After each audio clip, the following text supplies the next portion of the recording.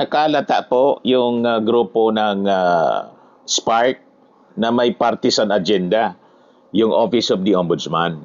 Kasi yung agenda ng Ombudsman, idiin mga kababayan, si Martin Romualdez. Malabo po na si Martin Romualdez ang mastermind. Di ba?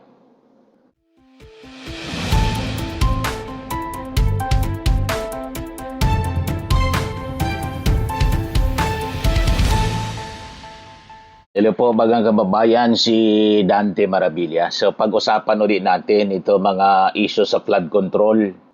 Kasi pilit pong nililigaw ng ilang mga personalities sa totoong dapat na mga managot. Kaya pati yung ibang mga grupo, kinontra po itong gustong mangyari ng Office of the Ombudsman na gawing star witness si Secretary Bunuan, dating Secretary ng DPWH, Manny Bunuan.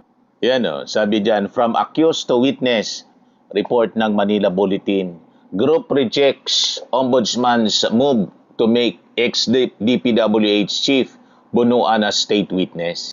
Tama po mga kababayan na dapat i-reject ito.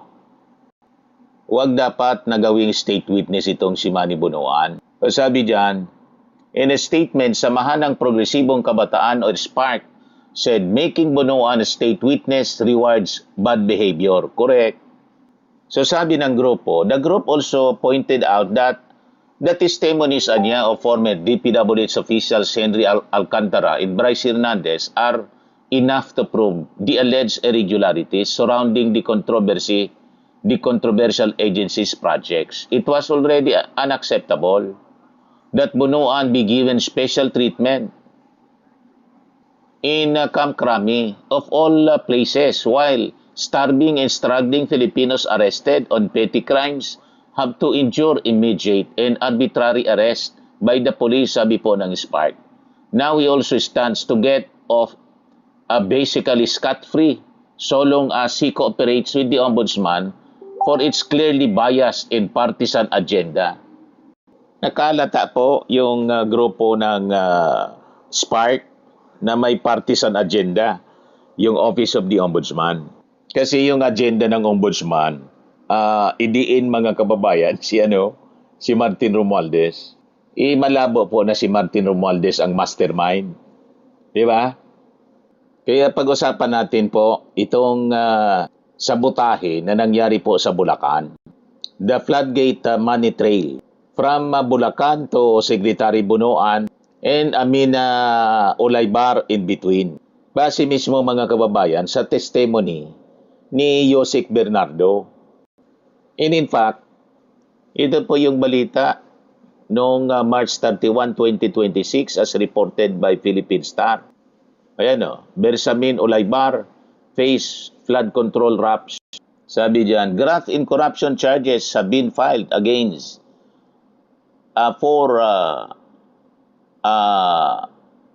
former undersecretaries Adrian Bersamin and Traigib Olaybar over alleged kickbacks in infrastructure projects.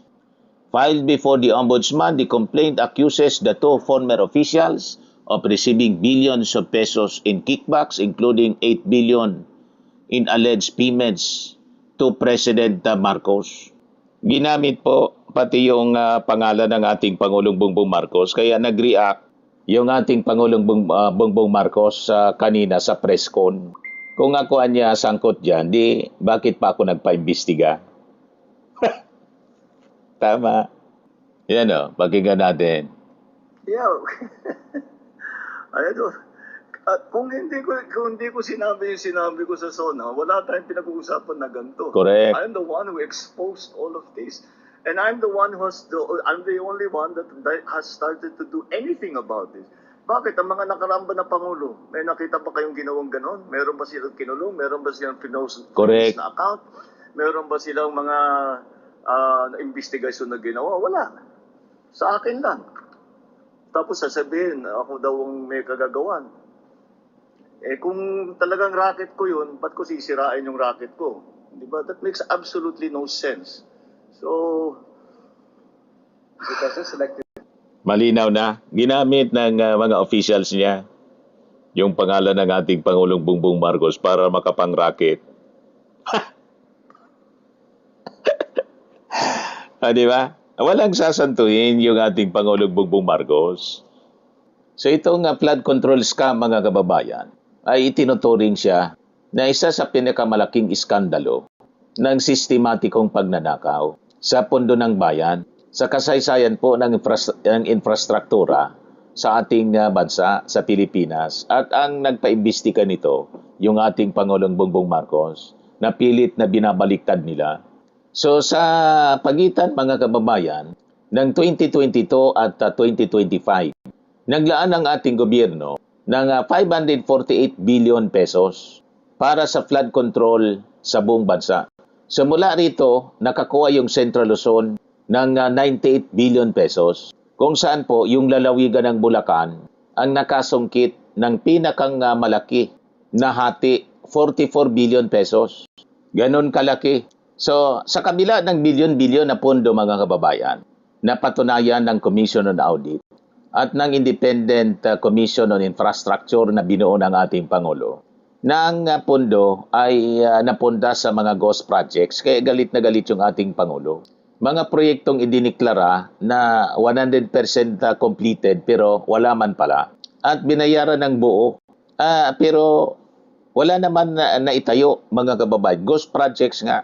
Hindi na itayo sa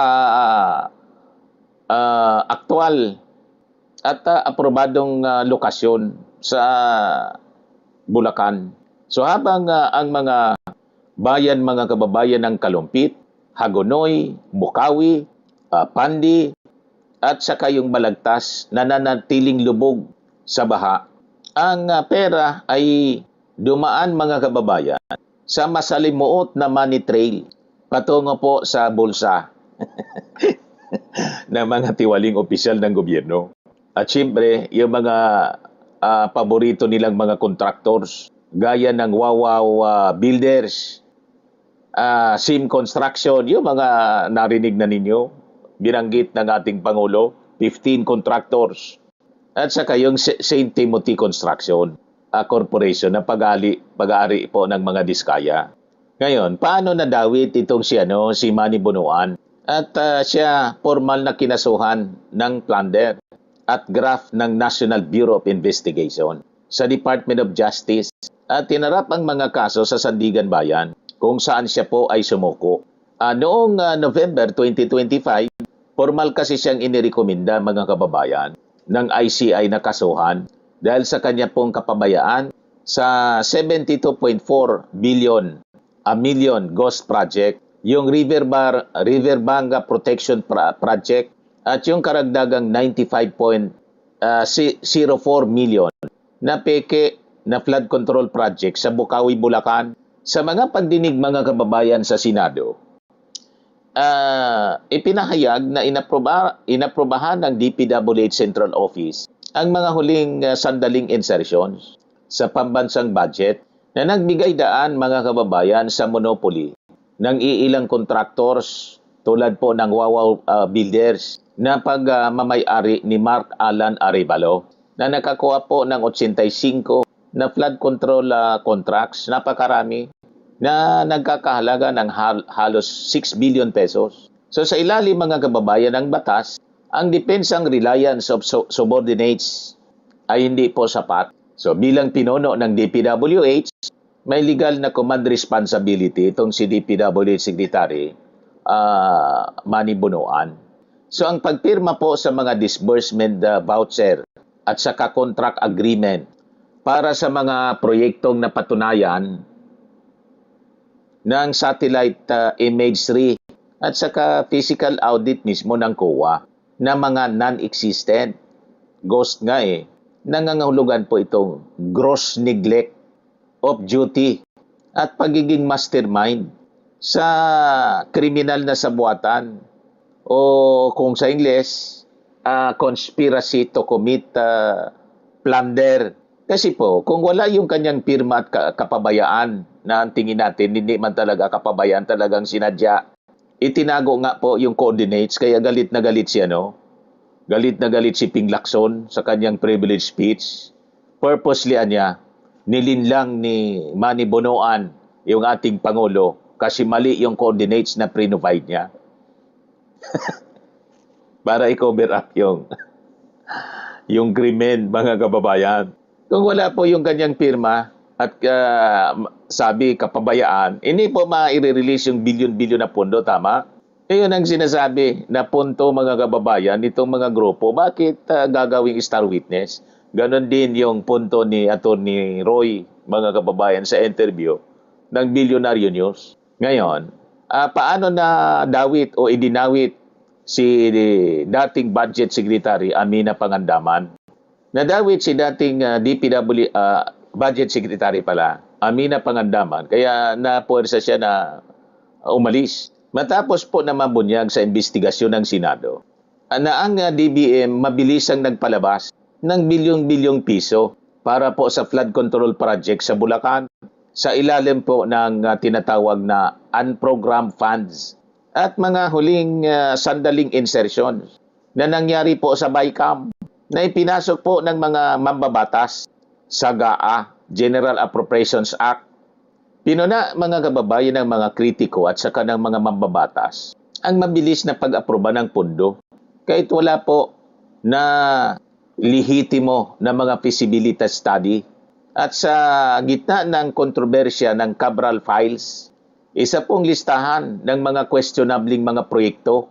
Kasi po, ang DBM, ang pangunahi pong gatekeeper ng kabanang bayan, sila yung nagre-release ng pondo. So ang pananagutan ni Pangandaman ay nakatali, mga kababayan, sa kabigoang magpatupad ng due diligence na tinatawag at saka financial scrutiny. Ang pagpapaintulot, mga kababayan, na dumaloy ang bilyon-bilyong pondo sa mga biglaang insertions nang walang sapat na koordinasyon at saka walang patunay na may totoong plano ang proyekto ay lumabag sa Anti-Graft in Corrupt Practices Act. Ang bulag, mga kababayan, na paglabas ng pondo ang siyang nagbigay daan para maisakatuparan, nangyari na nga po yung krimen ng plunder. Ngayon, paano na idawit si dating DepEd Undersecretary Trigave Ulaybar?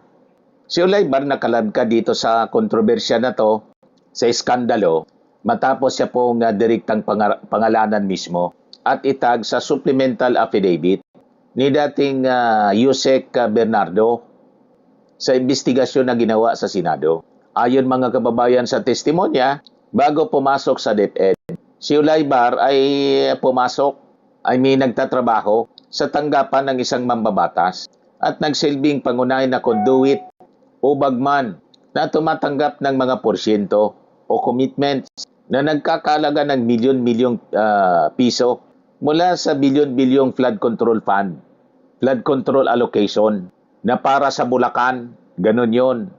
Dahil po sa bigat ng aligasyon, napilitan nitong si Ulaybar na mag-resign noong November 2025. Bagamat itong si Ulaybar ay isang opisyal ng DepEd at walang opisyal na mandato sa flood control ng DPWH, ang kanyang pananagutan sa batas ay yung conspiracy to commit plunder at direct bribery. Sa ilalim po ng batas sa Pilipinas, ang isang sinumang opisyal ng gobyerno na napatunayan na nakipagsabuatan o nagsilbing tagatanggap ng maruming pera o kickback sa anumang transaksyon sa pamahalaan, kahit pa ito ay sa labas ng kanyang ahensya, ay may pariho pong pananagutang kriminal. Gaya ng pagpatupad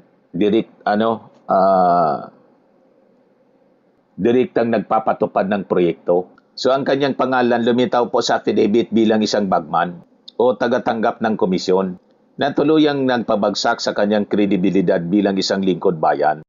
Ngayon, ito na yung kwento sa money trail at yung commission scheme sa Bulacan, mga kababayan. Batay po sa magkakaugnay na mga testimony ni na dating Bulacan 1st District Engineer Henry Alcantara at dating DPWH Yusek Bernardo sa harap po ng Senado, nabuo yung malinaw na money trail kung paano po ninakaw at pinaghati-hatian yung bilyon-bilyon na pundo ng bayan. Yung pagmamanipula sa budget o budget insertion sa pamamagitan po ng mabilis na pag-release ng pondo sa DBM na pinamumunuan noon ni Amena Pangandaman. Ang mga questionabling pondo sa flood control ay ipinasok po o pinapasok sa budget ng Bulacan 1st District Engineering Office. Si dating Yusek Bernardo ng DPWH naglagay ng mga marginal notes tulad ng SENBR sa mga dokumento ng proyekto. So, ang peke at ghost accomplishment report upang mailabas ang pera sa kaban ng bayan. Gumawa sila ng mga ghost na accomplishment report. Yung mga district engineers, sa ilalim po ng supervision ng DPWH, na siyempre yung secretary, si Manny Bunuan, pumirma sa mga peke na mga completion report. So ang mga proyekto mga kababayan tulad ng 96.5 million na Balagtas River wall,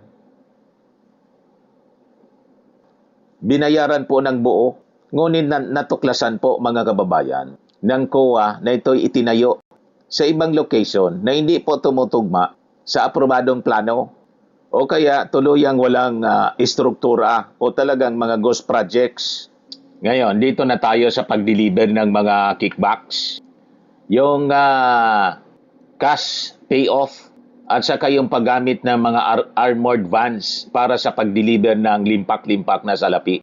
So kapag nakuha na po yung mga paboritong kontraktor, gaya ng Wawaw Builders at saka Sim Construction, ang buong bayan mula sa gobyerno, maglalabas sila ng milyong-milyong pisong cash para sa mga SOP o kickback. So ayon po mga kababayan sa testimony ni Henry Alcantara, nag-deliver daw siya ng hanggang 1.8 billion pesos ng alagang komisyon mga kababayan para kay Bernardo.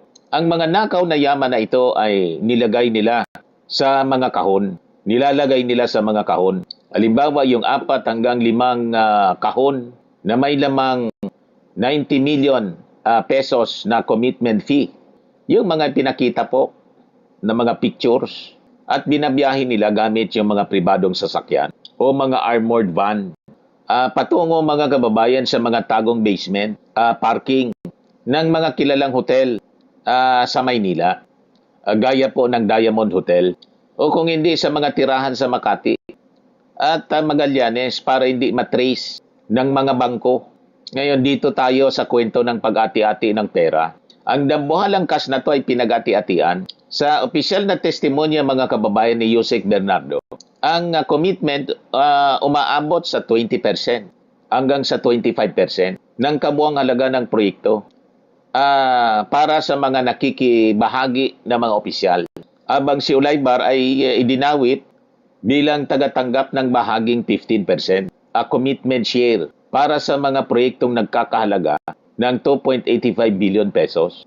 Ang natitirang halaga naman ay pinagpaparti-partihan daw ng mga korap na mga local district engineers. So ang lahat ng krimen na to ay lalong nagpalubog sa mga kawawang Bulakenyo. So habang si Bunuan mga kababayan ay nagpapasasa dito sa mga kickbacks as revealed ni Yusek Bernardo, yung kawawang mga Bulakenyo ay lubog sa baha.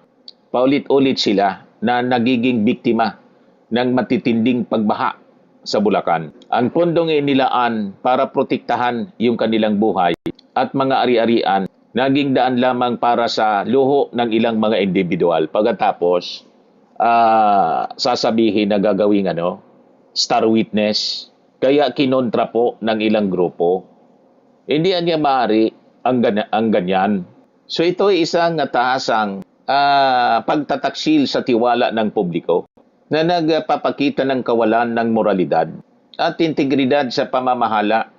You just imagine yung pundong pambaha na punta sa bulsa. Kaya nararapat lamang po, sabi ng mga grupong ito, na panagutin ang mga totoong kawatan. Yan ang sigaw ng mga taga Bulacan. Hostisya para sa Bulacan. Kaya sabi dito sa report ng Inquirer o ng Manila Bulletin, for its part, the former DPWH chief must receive the full and maximum penalty for stealing from the public coffers. Yan po ang kanilang sinabi. Kay second demotion. Tama, mga kababayan? Tapos ituturo ninyong mastermind si Speaker Martin Romualdez. Mali po. Walang kontrol sa budget ng DPWH at DBM sa release ng budget. Wala silang kontrol dyan. Inapprove nila yung GAA. At si Martin Romualdez hindi kasali sa BICAM. Yung mga last-minute insertions nangyari po sa BICAM. Yan po yung malinaw mga kababayan ng kwento ng korupsyon sa DPWH. Kasabwat yung mga contractors. Pagkatapos magtuturo sila ng ibang tao. Yung kanilang kamalian mga kababayan, pinapahid nila sa ibang tao. Yan ang mali. Kaya sabi ng abogado ni Attorney Atienza, abogado ni Martin, ginagawa niya si Martin Romualdez bilang scapegoat dito sa korupsyon na nangyayari mga kababayan sa DPWH sa implementation ng mga flood control projects. Ginugulo yung kwento, mga kababayan.